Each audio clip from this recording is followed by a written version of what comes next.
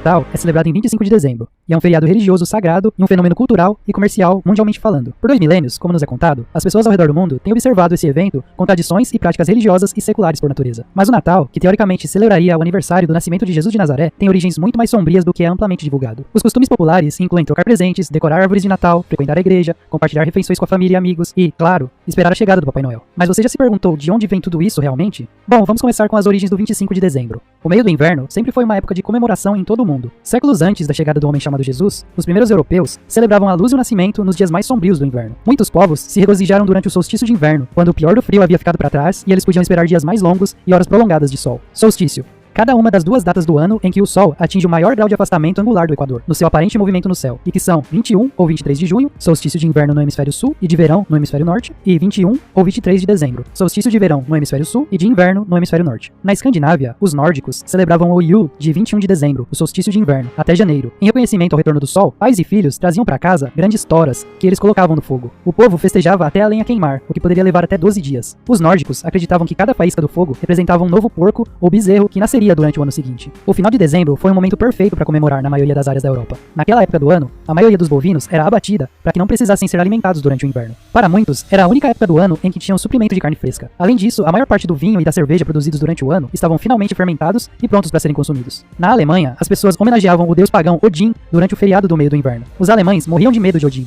pois acreditavam que ele fazia voos noturnos pelo céu para observar seu povo e então decidir quem prosperaria ou morreria. Por causa de sua presença, muitas pessoas optavam por ficar dentro de casa. Anos mais tarde, um outro ser supostamente voaria por aí, mas deixemos isso de lado por enquanto. Em Roma, onde os invernos não eram tão rigorosos quanto os do extremo norte, a Saturnália, um feriado em homenagem a Saturno, o deus da agricultura, era celebrada. Sabemos muito bem quem era Saturno, mas os detalhes a respeito dele a gente deixa aí para um próximo vídeo. Começando na semana que antecede ao solstício de inverno e continuando por um mês inteiro, a Saturnália era uma época hedonista quando comida e bebida eram abundantes e a ordem social romana normal era virada de cabeça para baixo. Por um mês, as pessoas escravizadas recebiam liberdade temporária. Os escravos se tornavam reis e os reis escravos. Muito parecido com um festival que nos foi apresentado por uma certa empresa que financia esse processo de lavagem cerebral até os dias de hoje. A partir de 17 até 25 de dezembro, as pessoas se embriagavam, praticavam orgias e não havia punição à quebra das leis de nenhuma natureza, fato curiosamente retratado por Hollywood atualmente. É dito também que os líderes cristãos da época falhamente adotaram essas datas na tentativa de converter os adoradores de Saturno ao cristianismo. A frustrada tentativa os levou a comemorar o nascimento de Cristo apenas no final da Saturnália em 25 de dezembro. Também na época do solstício de inverno, os romanos observavam a Juvenália, uma festa em homenagem às crianças de Roma,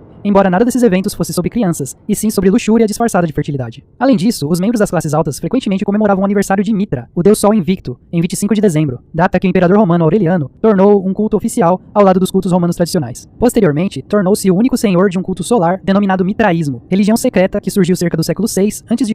na Pérsia e se disseminou pelo Oriente e pelo Império Romano no século 1 a.C.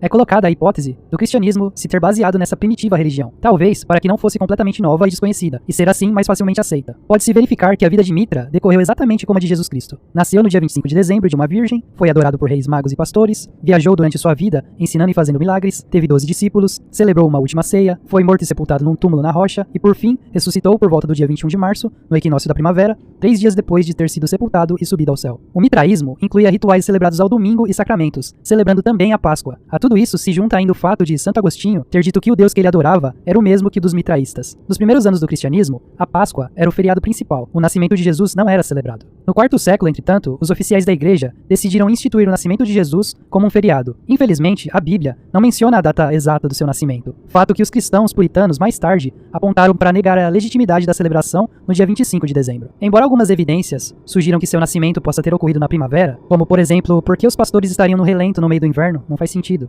Mas mesmo assim, o Papa Júlio I escolheu o dia 25 de dezembro como data final. Novamente, é comumente acreditado que a igreja escolheu essa data em um esforço para adotar e absorver as tradições do festival pagão Saturnália e também o fato de que os romanos pagãos já estavam adorando Mitra. Pareceu natural então honrar o nascimento do bebê Jesus na mesma data. Chamado pela primeira vez de Festa da Natividade, o costume se espalhou para o Egito em 432 e para a Inglaterra no final do século VI. Ao celebrar o Natal ao mesmo tempo que os festivais tradicionais do solstício de inverno, os líderes da igreja aumentaram as chances de o Natal ser popularmente aceito, mas desistiram de ditar como ele seria celebrado. Na Idade Média, o cristianismo havia em sua maior parte substituído a religião pagã. No Natal, os fiéis iam à igreja e em seguida celebravam ruidosamente em uma atmosfera de carnaval bêbada semelhante ao Mardi Gras de hoje.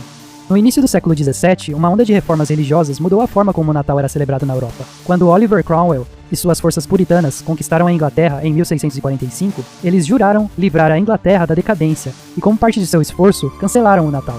Entretanto, Por demanda popular, ou como nos é dito, Carlos II foi restaurado ao trono e com ele veio a volta do feriado popular. Os peregrinos, separatistas ingleses que vieram para a América em 1620, eram ainda mais ortodoxos em suas crenças puritanas do que Cromwell. Como resultado, o Natal não era um feriado no início da América. De 1659 a 1681, a celebração do Natal foi realmente proibida em Boston. Em contraste, no assentamento de Jamestown, o capitão John Smith relatou que o Natal foi apreciado por todos e transcorreu sem incidentes. Após a Revolução Americana, os costumes ingleses caíram em desuso, incluindo o Natal.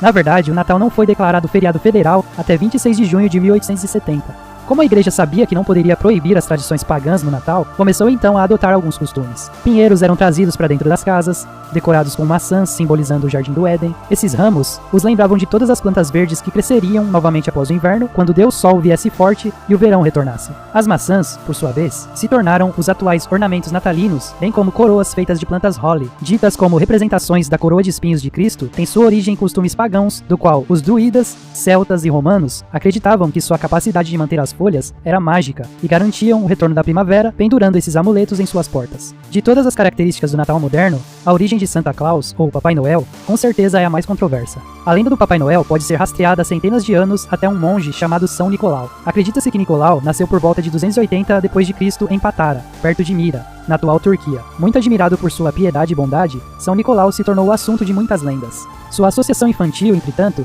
se dá devido à história de Nicolau em uma de suas viagens, entrando em uma hospedaria onde seu mantenedor acabara de tomar a vida de 3 crianças e depositar seus restos despedaçados em barris no porão. É dito que o monge pôde pressentir o crime e até ressuscitar as vítimas, um dos motivos que o tornou o santo padroeiro das crianças. Todavia, a imagem que temos do atual velhinho, que dá presentes aos bem comportados e pedras de carvão aos levados, tem sua origem no Krampus, que segundo a lenda, era o ajudante do Papai Noel. Acreditava-se que essa criatura abominável de corpo peludo, com longas orelhas, chifres, pés de cabra e língua comprida, fazia parte dos rituais pagãos do solstício de inverno. Segundo a lenda, ele é filho de Hel, a deusa nórdica do submundo. Com a disseminação do cristianismo, Krampus tornou-se associado ao Natal, apesar dos esforços da Igreja Católica para bani-lo. A criatura e São Nicolau chegavam na noite de 5 de dezembro, enquanto São Nicolau recompensava as crianças simpáticas com presentes, Krampus batia nas perversas com galhos e gravetos. Em alguns casos, ele os comia ou os levava para o inferno. Um fato interessante é que o Krampus geralmente carrega correntes, mas não como uma ameaça. Ele as carrega porque é um escravo e São Nicolau é o seu mestre. Segundo Al Ridenour, autor de um livro sobre o Krampus, diz que a crença popular sobre o Krampus estar punindo crianças porque é isso que o Krampus faz é totalmente errada. Ele só está fazendo o que faz porque São Nicolau não se dá o trabalho de sujar as mãos. E essas correntes são um lembrete de que ele é completamente submisso à vontade da entidade santa. Uma pergunta que fica é que se Krampus é um demônio e Nicolau o controla a fazer maldades, quem realmente é Nicolau? O Natal, amplamente divulgado, é completamente egocêntrico e materialista. Somos ensinados, quando crianças, a nos comportarmos não por bondade e amor, mas para ganhar algo em troca. O fato que não se pode negar é que todo esse simbolismo pagão nada tem a ver com o nascimento de Jesus, o Messias. Sabemos muito bem que o Senhor que controla esse reino gosta de subverter os reais valores e sempre colocá-los em plena vista para que aceitemos suas mentiras subconscientemente. Não se engane, uma mentira contada 1000 vezes ainda é mentira.